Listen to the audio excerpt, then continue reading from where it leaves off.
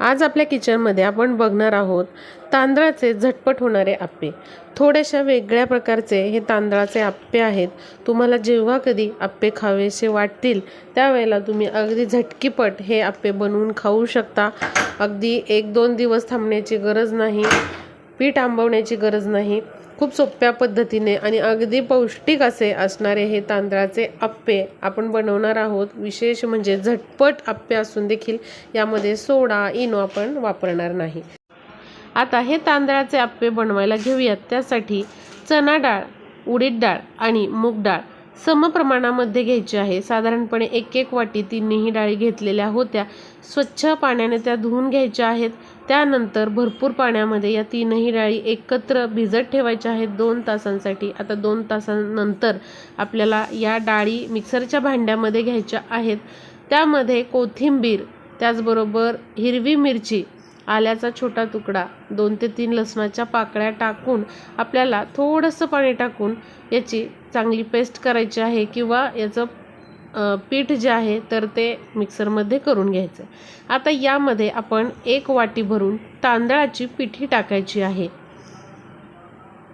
त्याचबरोबर यामध्ये आपल्याला 2 चमचे भरून रवा टाकायचा आहे। या ठिकाणी आपण इथे रवा वापरतोय त्यामुळे या आप्प्यांसाठी आपल्याला इनो किंवा खायचा सोडा वापरण्याची गरज नाही।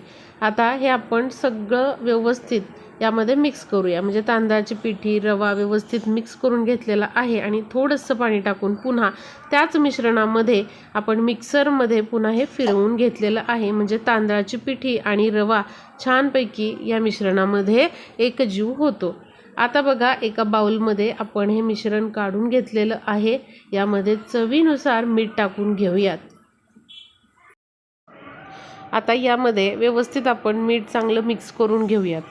आता बघा या मिश्रणाचे तुम्ही असेच आप्पे देखील बनवू शकता, पण हे आप्पे अजून जास्त हेल्दी बनवण्यासाठी यामध्ये आपण एक बारीक चिरून घेतलेला कांदा टाकायचा आहे, बारीक चिरून घेतलेला टोमॅटो टाकलेला आहे आणि बारीक चिरून घेतलेला पालक इथे मी टाकलेला आहे। आवडीनुसार तुम्ही यामध्ये गाजर, बीट किंवा कोबी देखील टाकू शकता। आवडीच्या भाज्या तुम्ही यामध्ये टाकू शकता। या ठिकाणी बघा भाज्या टाकून झालेल्या आहेत। आता आप्पे पात्र गरम केलेलं आहे, त्यामध्ये आपण थोडं तेल टाकून घेऊया। तेलाऐवजी तुम्ही तूप किंवा बटरचा वापर देखील करू शकता। आता पॅन चांगला तापलेला आहे आणि आता आपण तयार हे पीठ जे आहे आप्प्याचं ते साच्यामध्ये सोडून घेऊया। आप्पे करताना आप्पे पात्र चांगलं व्यवस्थित तापलेलं असावं, यामुळे आप्पे छान भाजले जातात, छान जाळी सुटते त्याला।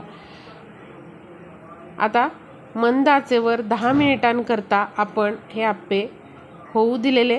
आता झाकण काढल्यावर वरची बाजू कोरडी झालेली दिसते, तर आता आपल्याला या वरच्या बाजूवर थोडंसं तेल लावून घ्यायचं आहे। तुम्ही बटर लावणार असाल तर बटर लावू शकता किंवा तुपाचा वापर करू शकता।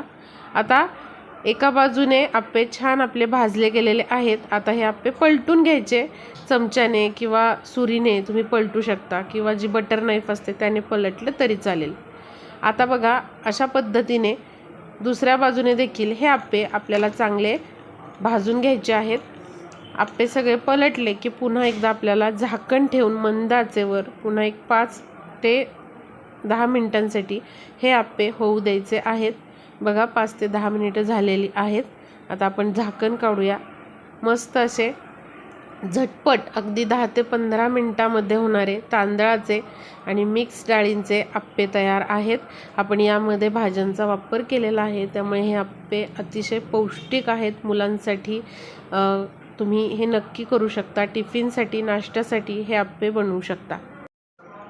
विशेष म्हणजे यामध्ये सोडा इनो आपण वापरलेलं नाही, त्यामुळे हे आप्पे अजूनच जास्त पौष्टिक बनतात आणि झटकीपट तुम्ही बनवून हे खाऊ शकता।